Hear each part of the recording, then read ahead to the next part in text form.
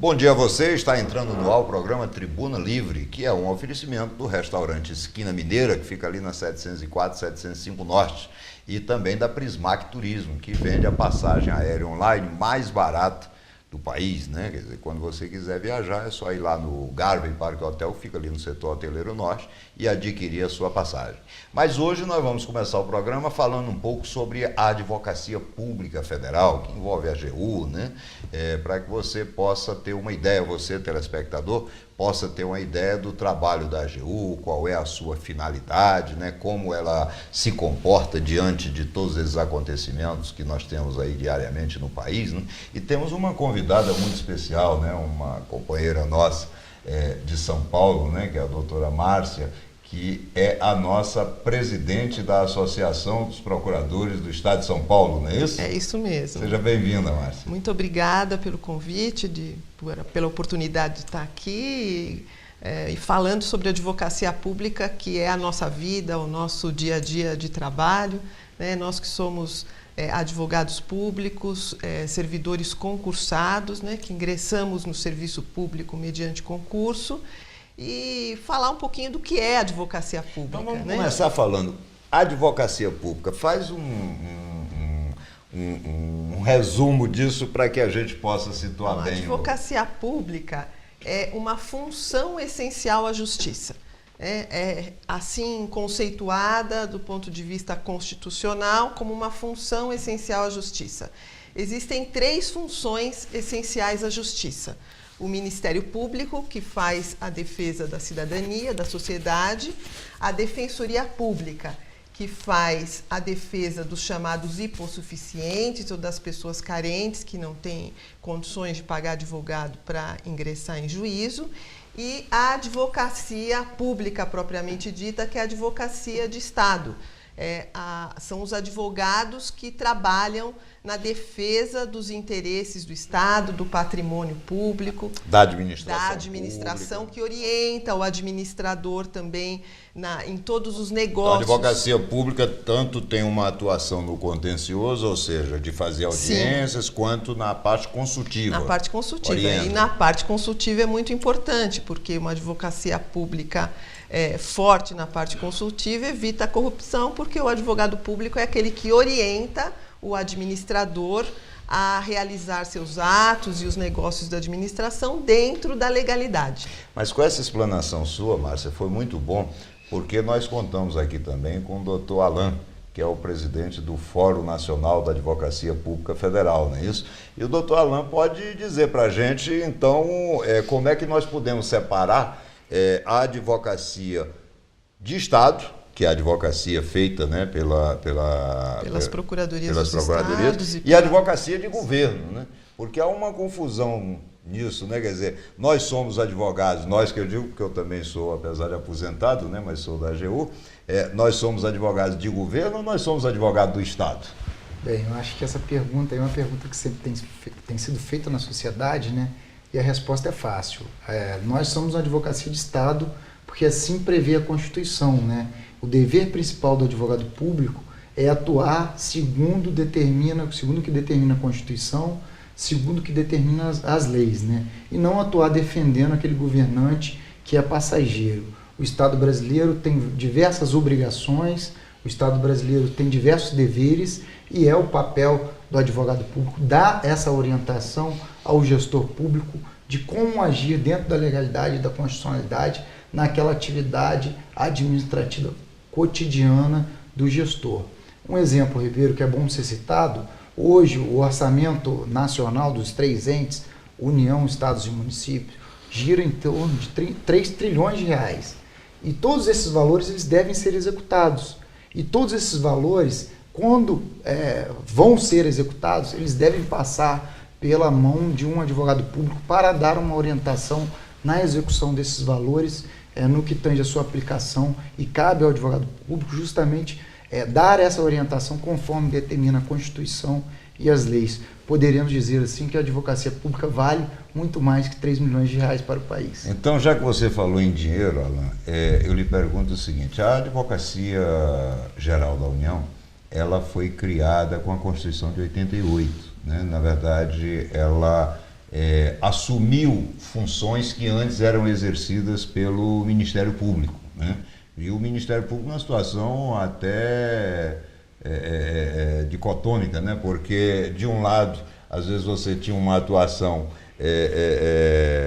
X, e do outro lado era contra aquele X, né? Quer dizer, no mesmo processo o Ministério Público. Então, a Advocacia Pública foi criada em 88, em 93 veio a lei complementar que lhe deu a estrutura necessária para o seu funcionamento, essa coisa toda.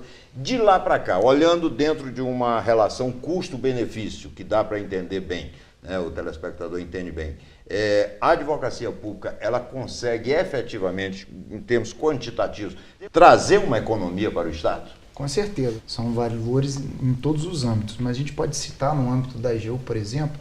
No ano passado, a AGU arrecadou cerca de 2,3 trilhões de reais. Só em uma ação, a AGU economizou cerca de 1,5 trilhões de reais aos cofres da União. Esse arrecadar que você diz é arrecadar ou é recuperar? A gente tem os dois fatores, né? Tem a arrecadação, assim como tem evitar que haja um dispêndio de recursos públicos no que tange a determinadas ações.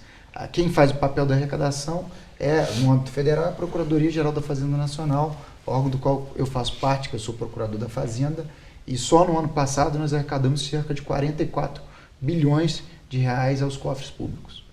Perfeito. E se nós somos, e aqui eu estou me referindo à AGU, se nós somos uma advocacia de Estado, evidentemente que a gente sabe que pressões políticas, elas sempre ocorrem, né? Pressão política, partidária, essa coisa toda. Mas a escolha do advogado-geral, ou seja, o sujeito que vai ser o chefe da nossa advocacia, não deveria acontecer a semelhança do que ocorre, por exemplo, com o Ministério Público, ou seja, sai uma lista de pessoas, uma lista pode ser tríplice, quádruplo, sei lá, de membros da carreira para ser indicado pelo presidente da República? Porque hoje parece que não ocorre isso, né? Obviamente, essa é uma das nossas lutas, né? Uma das nossas lutas é justamente ter o chefe máximo da instituição, e essa é uma luta de todas as entidades aqui presentes, ter um representante da carreira como um representante máximo, né? Sendo até repetitivo. É o que já acontece na Defensoria, é o que já acontece no Ministério Público, então nada mais justo que aconteça também, siga a mesma regra no que tange a advocacia pública. Até para evitar, né, essas pressões de natureza partidária, governamental, porque o governo passa, né? O Estado não, o Estado é permanente, então os governos não podem ter essa ingerência, né, indevida, né, sobre a instituição, né? É verdade, eu acho que você deu a distinção bem clara, né? Um governo passa, o Estado continua, por isso que nós somos advogados do Estado brasileiro, que é uma advocacia perene, independente de quem está ali exercendo aquele cargo naquele momento. Perfeito, mas contamos também aqui com o doutor Guilherme, né? O doutor Guilherme é presidente da Associação dos Procuradores Municipais, né? O doutor Guilherme, dá para a gente perceber que ele é nordestino, né? Basta olhar assim muito orgulho. A feição, né? Você é de onde?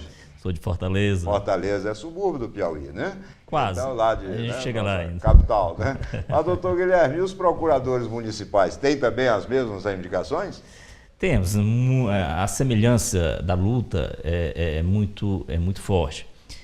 Na verdade, os procuradores municipais, eles, apesar de já nós contarmos com as atribuições e o mesmo papel dos procuradores de Estado e da Advocacia da União, houve na elaboração da Constituição de 88, do texto constitucional, uma pequena omissão, que hoje a gente tenta fazer esse reparo. Ou seja, a gente pretende, através de uma emenda à Constituição, um projeto de emenda, que está num estágio bem avançado, diga-se de passagem, corrigir essa omissão e incluir a carreira do procurador municipal no artigo. Porque hoje funciona o seguinte, o procurador municipal é o amigo do prefeito, é isso?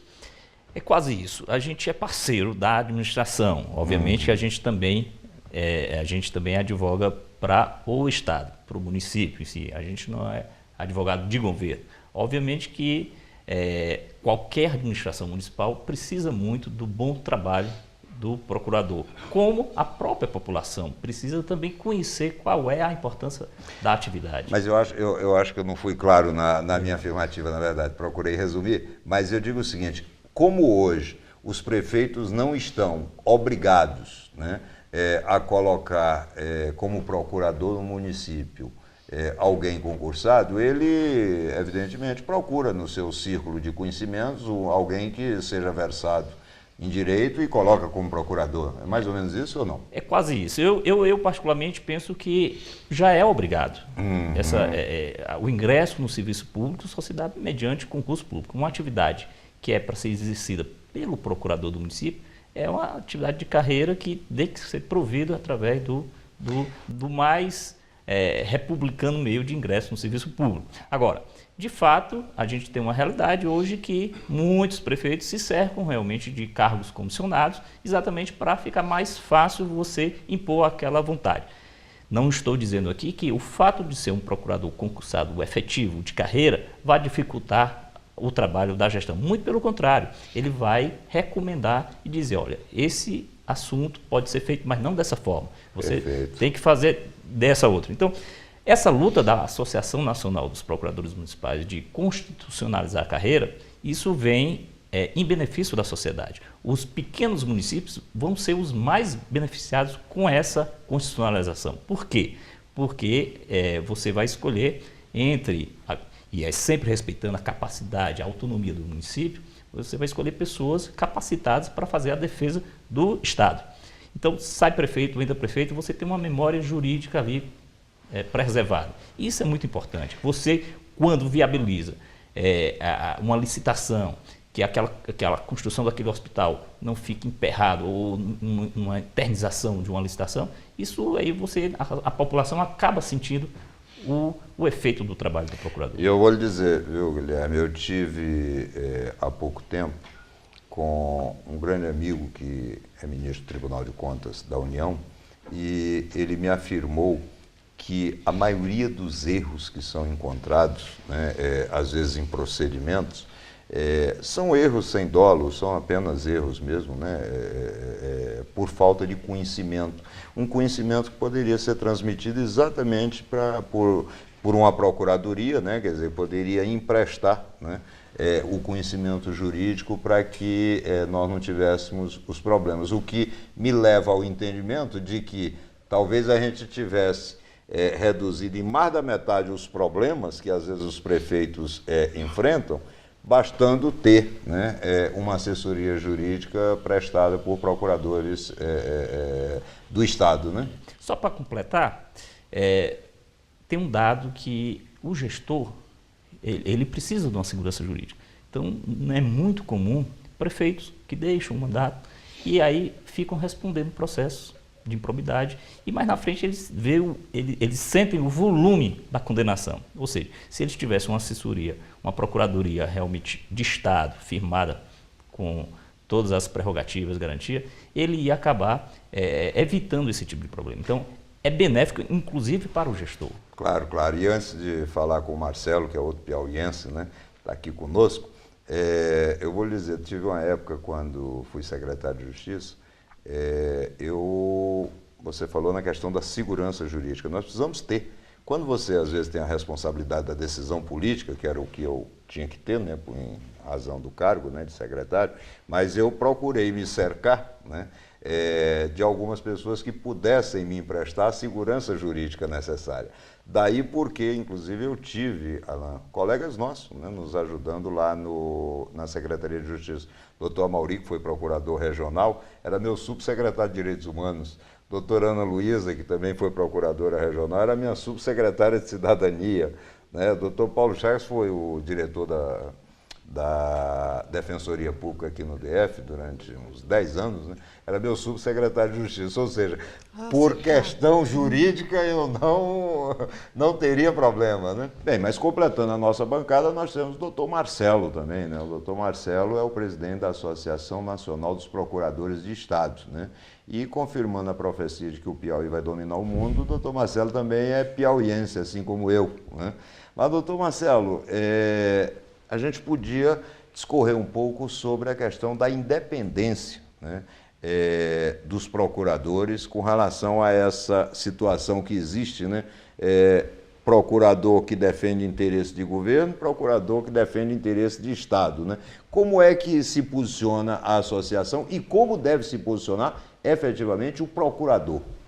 A necessidade, Ribeiro, de se estruturar as nossas carreiras, e aqui você tem representado todas as esferas da advocacia pública, federal, municipal, estadual e do Distrito Federal, que também representamos, que praticam a advocacia de Estado, é que para formar a opinião jurídica do Estado, se exige o uso dessas estruturas de uma forma independente para que legitimamente se ofereça a posição jurídica do Estado no que diz respeito ao trato dos atos administrativos, dos negócios administrativos, com foco, inclusive, no respeito aos direitos do cidadão, né? Porque nós vivemos numa triste cultura do litígio em que a administração pública, infelizmente, historicamente, foi a maior propagadora dela na história, no curso da história brasileira. A maior litigante é a União, né? Infelizmente, mais de 50% dos processos na justiça brasileira são provenientes de atos estatais, em todas as esferas.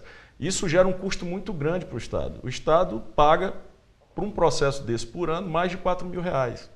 Ele tem um custo muito alto que poderia se converter em economia se houvesse uma atividade consultiva independente, segura e comprometida com o atendimento da vontade do Estado, que está na lei, que é aprovada pelos legítimos representantes do povo. Por isso não somos advocacia de governo. Somos advocacia de governo na única hipótese que o interesse de um governante, que é transitório, se harmoniza com o interesse do próprio Estado, que é o que está na lei, produzido nas leis, e que é concebido e interpretado dentro de um sistema de justiça, que não é só o Poder Judiciário. Esse sistema de justiça concentrado só no Poder Judiciário, ele não funciona mais. Ele se demonstrou ineficiente, ineficaz, não capaz de atender prontamente ao cidadão que precisa buscar na justiça o atendimento dos seus interesses, ou então a pacificação dos conflitos. E nós somos uma importante ferramenta dentro desse sistema, junto com o Ministério Público, Defensoria Pública e a própria advocacia de um modo geral, que, sendo essenciais, tem por natureza a necessidade, por imposição constitucional, de atuar com toda a liberdade possível, para construir um entendimento legítimo do Estado e do ordenamento jurídico no que diz respeito às questões de interesse público. Quer dizer, então devemos caminhar, né? Infelizmente ainda estamos caminhando com passos tímidos, né? Mas devemos caminhar realmente para essa independência, até para poder consagrar o próprio espírito da lei, né? A lei, ela atravessa o tempo, né? A lei não quer saber se um governo começou, se entrou, se saiu, não. A lei, ela é a lei, né? Nós, Ribeiro, acompanhamos o Estado. O Estado, ele é permanente, carreiras de Estado como as nossas são permanentes como o Estado. O Guilherme falou muito bem, nós somos responsáveis por manter uma memória jurídica que serve, inclusive, para o Estado mudar de entendimento de forma legítima lá na frente, no que diz respeito à aplicação da própria lei. Infelizmente, dentro desse sistema, como estrutura pública, institucional, prevista na Constituição, somos ainda a advocacia pública, a única elemento desse sistema de justiça que não goza de autonomia, para planejar o seu futuro, para conferir, através da sua estrutura, a estabilidade que o Estado precisa para oferecer um serviço de qualidade ao cidadão. E isso ocorre principalmente pela incompreensão dos governantes que não entendem que sua posição é circunstancial, né? Sim. Quer dizer, quando os governantes entenderem que uma advocacia pública independente e autônoma, né, ela é muito melhor, serve muito melhor aos interesses do Estado, e quando serve os interesses do Estado num sentido macro, no sentido menor, serve também aos interesses do governo, porque devem sempre se harmonizar, né? Quando eles entenderem isso, certamente a nossa luta em busca, né, dessa independência será menos sofrida, né? Com certeza. Mas eu quero agradecer aqui a Márcia, que inclusive é minha colega também, viu, de programa de televisão, né? Faz um programa em São Paulo, né? Agradecer o doutor Alain, que é nosso companheiro, está sempre aqui em Brasília, é procurador da Fazenda e presidente, né, do Fórum Nacional. Agradecer a você, Guilherme, que teve o privilégio, né, de por tabela ser piauiense, né? Quer dizer, nasceu ali na nossa periferia e tudo, né? Chego lá. Então você tem essa sorte, né? E o Marcelo ele é nato, né? É sangue azul, né? Puro, né? É puro lá do Piauí, né? Bem, daqui a pouco nós voltamos com Tribuna Livre.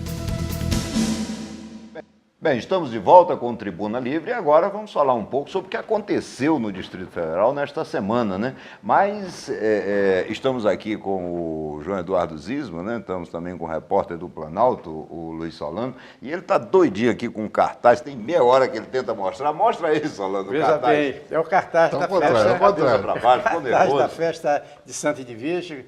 É festa junina, começa dia 22, 23, lá na igreja de Santa Cruz, Santa Edvige, na 905. Vamos ter muita comida. Ali atrás da UDF, né? Exatamente, vamos ter comida regional, vamos ter comida que é própria para festa de São João. Então você está convidado, o Padre Ailson está convidando todo mundo, não só a comunidade católica da paróquia, mas também como a comunidade católica do Distrito Federal. Você é convidado nessa grande festa. E já vou avisar aí a Cátia e o Agnaldo, né, que são amigos nossos e que trabalham lá na igreja, entendeu? Nós vamos estar lá, entendeu? Provavelmente no sábado, né? Muita pamonha, gente. Mas, Joãozinho, até antes de você falar, entendeu? Eu queria que você só desse um closezinho assim. Você notou aí o cabelo do Luiz Solano. Ele não sai do lugar, rapaz. Já ventou, já passou o ventilador aqui, mas não sai. Eu tenho a impressão que ele está usando laque. O que você acha? Ele fez um mise-en-plie. Mise-en-plie, né? Aliás, o que é o apelido de laque? Aliás, o meu sogro, o doutor Iton, ficou olhando para mim no sábado, que foi almoçar com ele. Ele olhou e disse, já sei que você está diferente. Você cortou o cabelo. Mas olha, é sério, viu? O Joãozinho aqui fora do ar, ele estava soprando, mas não consegue sair do lugar. Mas, João... Deixa eu aproveitar e dar meu abraço para o Padre Ailson, que é uma figura que é o pároco lá da Santa Edvige, né, que é um homem realmente abençoado, realmente é um pastor, é um cara 100%. E está na sucesso. linha do Francisco, né? Isso. É o pastor, vai buscar, né, o seu rebanho. A festa de Santa Edvige já é conhecida, é um sucesso e vai ser. Essa, sem dúvida, vai ser um sucesso também. Se Deus quiser. Mas seria muito bom a gente ficar aqui só falando em festa, né? Mas, infelizmente, aqui no DF é difícil a gente falar em festa, né? Eu até descobri, parece que tem paciente de aluguel agora aqui. Mas vamos ter Brasil, na área de festa. saúde. Vamos ter festa hoje, né? Que é a inauguração do é a estádio. festa da inauguração do estádio, mas, né? enfim, mas tem um negócio do paciente do aluguel, meu Deus do céu. Olha, Essa pérola é do deputado... o deputado Chico Vigilante, eu reputo o deputado, um parlamentar atuante, aguerrido, combativo, corajoso, e acima de tudo corajoso, porque ele tem coragem de defender o governo, né? Tem coragem de defender o indefensável, né? Defendeu o indefensável. Mas o deputado foi buscar, recebeu uma denúncia do filho dele, né, que foi levar um parente, se não me engano, ao Hospital da Ceilândia, no final de semana passado, e reportou ao pai que tinha uma senhora que estava gritando na porta do hospital, como se fosse fingindo que estava doente, falando mal do governador Agnello. E prontamente o deputado... Mas alguém precisa Mas fingir alguma coisa para falar mal do Não, governador e muito Aguinaldo? mais fingir que está doente na porta do hospital de madrugada. É uma coisa. louca, essa pessoa doente, de qualquer forma, é. É né? doente, É doente. Se não tiver doente fisicamente, é mental. Mas, enfim, o que não pode é o deputado Chico Vigilante estar usando a tribuna para querer agredir a inteligência dos outros. Porque isso é um factoide absurdo. É verdade. Isso não existe. Isso é para encobrir, né?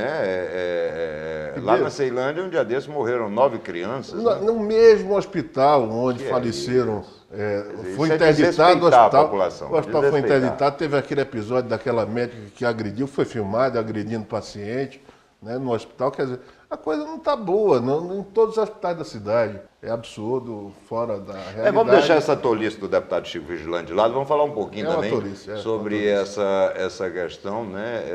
No final de semana passado, nós tivemos 10 homicídios em Brasília, quer dizer, está se naturalizando realmente a violência no Distrito Federal, né? Quer dizer, patamares incríveis, né?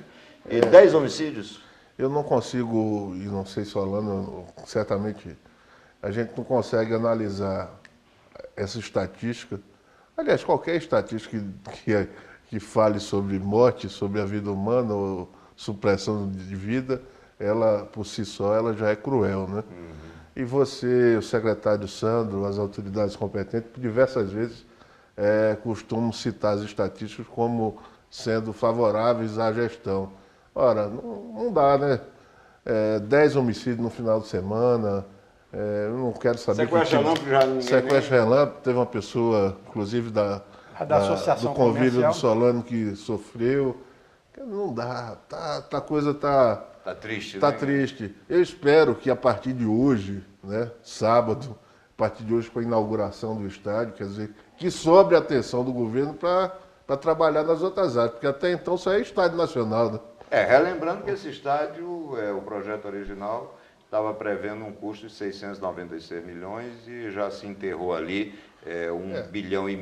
E tem outra coisa, já descobriram, né? Quer dizer, esse estádio terá utilidade, ele vai abrigar, parece que grandes shows. Quer dizer, construir um estádio de futebol para fazer grandes shows.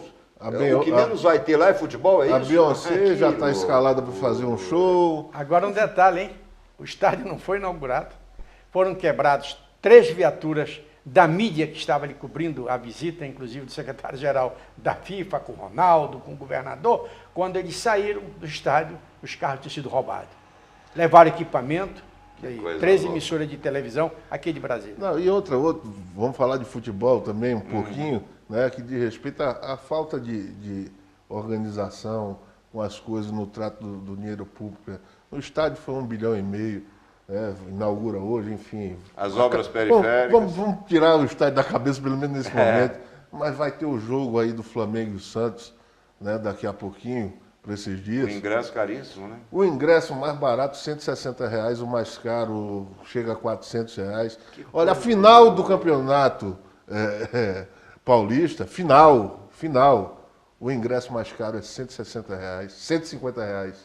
Que Quer dizer, loucura. por que o estádio mais caro do Brasil, né, construído com dinheiro do povo... Totalmente. Né? É bom porque que se não diga há à população. Esse estádio gastou exclusivamente dinheiro público do Distrito Federal. Não recebeu um tostão do governo federal. Não, zero. Só a Terra para não Cap, ter aí que tá prestar vendendo conta. tudo. Para não Acho ter que que a Terra prestar Cap vai conta, ter que né? fazer estacionamento pago agora. Mas enfim, nós cidadãos, se quiser assistir, eu, por exemplo, sou flamenguista, eu vou ter que desembolsar, na pior das hipóteses, 160 para ficar no puleiro. Você vai desembolsar, mas acontece que o governo já distribuiu o ingresso para os seus amigos nas diversas secretarias do governo de Federal. A conversa está muito boa, mas nosso tempo é muito curto aqui no Tribuna Livre, né? Nós temos meia hora de programa e ainda temos que falar um pouquinho sobre o direito do consumidor. Hoje nós vamos falar sobre queda de energia. Nós temos uma pergunta de uma senhora lá da Ceilândia, que ela nos ligou, perguntando o que fazer no caso de falta de energia. Faltou energia na sua região e a sua geladeira queimou. E todo o produto que estava dentro da geladeira ficou danificado. Senhora e senhores consumidores, nesse caso, procure uma assistência técnica para verificar a causa da danificação da geladeira. E peça esse técnico um laudo. E de posse desse laudo, procure a SEB, a Companhia de Energia de Brasília, e reclame que ela tem a obrigação de repor todo esse seu prejuízo. Não resolvendo, procure o PROCON.